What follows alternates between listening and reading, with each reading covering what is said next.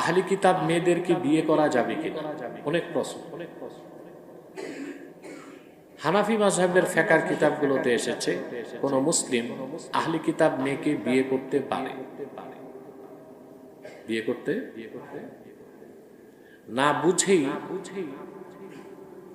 না বুঝেই দেখা যায় যে আমাদের দেশে অনেক যুবক ইউরোপ আমেরিকায় যে ইহুদি খ্রিস্টান মেয়েকে বিয়ে করে দেশে নিয়ে আসে।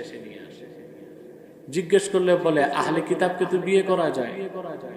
তা আহলে কিতাব যে কে তা তো চিনতে হবে। এরা এই সুযোগটা নিয়ে কি করে, ইহুদি খ্রিস্টান বিয়ে করে বাংলাদেশের বউ বানায় নিয়ে আসে। তারপর তারা তাদের প্রজন্মকে নষ্ট করে ফেলে ধীরে ধীরে। আহলে কিতাবের সংজ্ঞায় আল্লামা বদরুদ্দীন আইনি লেখেন, আহলে কিতাব কারা? আল্লাযীনা সাদ্দাকু বিত-তাওরাতি ওয়াল ইনজিল। তাওরাত ও ইনজিলকে যারা বিশ্বাস করে তারাই আহলে কিতাব। তাহলে কি আহলে কিতাবরা মুসলমান? না। তাওরাত ইনজিল বিশ্বাস করার কারণে তারা মুসলমান হতে পারে নাই, পারবে না। তার কারণ হচ্ছে পয়গম্বর ঈসার উপর ইনজিল নাজিলের সাথে সাথে মুসার উপর অবতীর্ণ তাওরাত কিতাব রহিত হয়ে গেছে।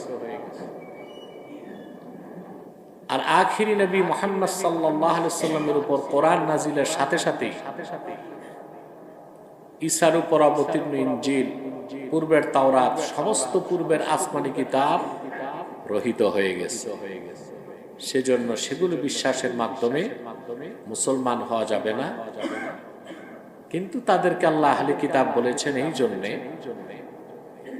যে তাদের নবী মুসার উপর তাওরাত এসেছে, তাদের নবী ঈসার উপর ইনজিল এসেছে। কথা বুঝতেছে? কিন্তু এখন আবার আহলে কিতাবও নাই, কারণ এই পৃথিবীর কোথাও তাওরাতের কোনো একটা কপি নাই, ইনজিলের কোনো একটা কপি